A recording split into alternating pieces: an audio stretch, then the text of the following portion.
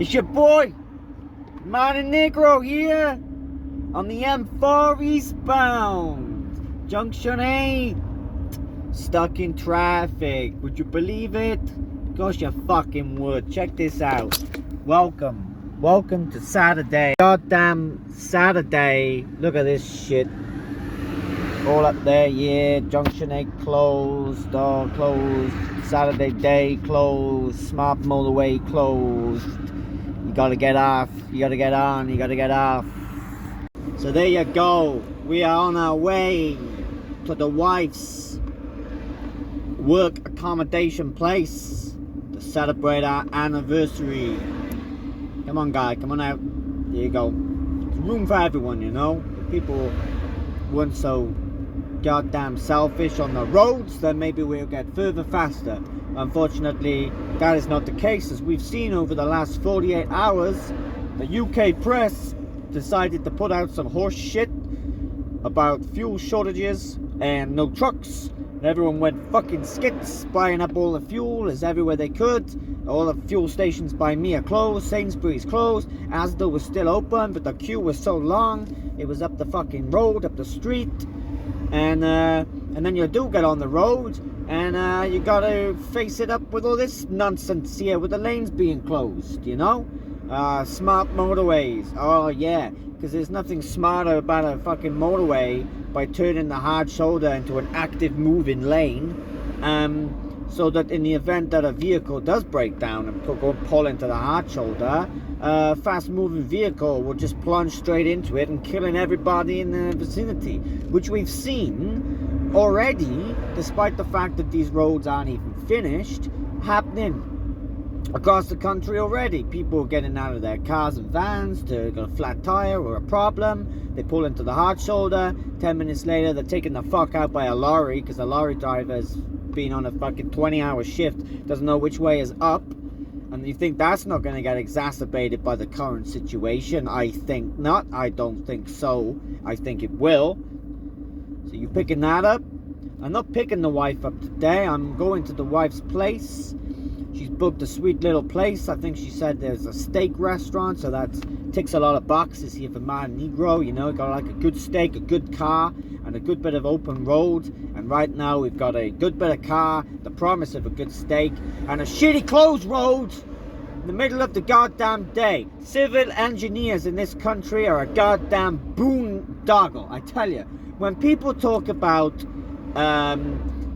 benefit scum, when people talk about people that doss around and don't do anything and take government money and you know, are just generally a hindrance to society. I know most people probably think of the unemployed and the poor and all that. No. Civil engineers, that's who they're talking about. When you're talking about, oh, yeah, the government hands out huge swathes of money to a bunch of people who piss it away whilst they do nothing, that's civil engineers. That ain't immigrants, it ain't foreigners, it ain't the poor, it ain't the goddamn people in council estates. It's civil engineers. The guy that leans on the broom, the guy on his phone, the guy that just sort of stands around staring into space. Those are the people taken from our governments and providing bollocks as a means to get paid. And here we are, case in point. I've been driving 17 years, and this road has been nothing but a smorgasbord of roadworks ever since. You want to know what I think? You want to know what old man in Negro thinks here? I'll tell you what I think. I think that long ago, the government, the highways guys, that they ran out of all of their storage facilities and they couldn't afford to keep their warehouses and their compounds and their yards. So they got rid of them all, they sold them all off for housing, and then what you get left with is that they got to keep all the roadworks equipment somewhere, so they just put it in random spots on random roads at different times of the year, and they say that they're doing roadworks, but they're not. They're just using it as a storage solution. Hey, we'll just put all those diggers and traffic cones on the M4 eastbound for 5 years, and we'll tell everybody we're making a digital road. What the fuck is a digital road? They just resurfaced this. It doesn't look like no flat screen TV to me. It doesn't look like no solar road to me. It looks like your run-of-the-mill piss take tarmac once more that'll need to be relayed in 5 to 10 years because it's so goddamn temporary. But hey, that's fine, because we managed to fritter away 20 million goddamn monies on this goddamn situation, and now we got these roads that are gonna kill people because their tires are gone down, and also we get to just sit around like this when we're trying to get to our anniversary. Like, no thought at all, is there really? You know?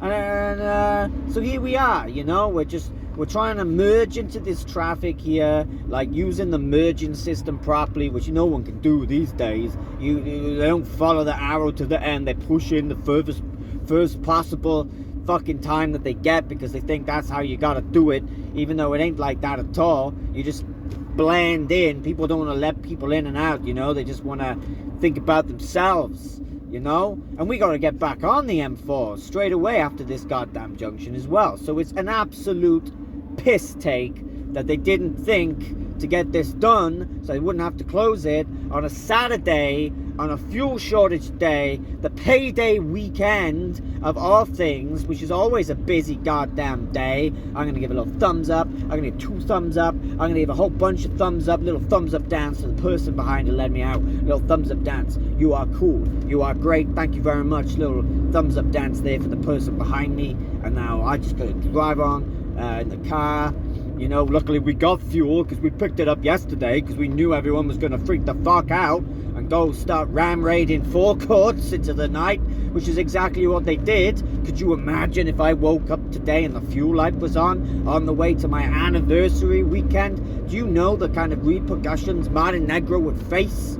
Martin Negroe is a loyal, hard-working husband who loves his wife and he loves his car, and that just would not do. That is not acceptable. That is not a reality that Martin Negroe exists in. And if you believe in the idea of infinite universes, I can promise you, you will not find an infinite universe out there where Martin Negroe does not have fuel for his anniversary. I can promise you. There could be every goddamn reality out there in the god world, and that is not one of them. Every Martin Negroe got fuel yesterday ready to go out for his anniversary. Do you understand what I'm saying? You picking up what I'm putting down.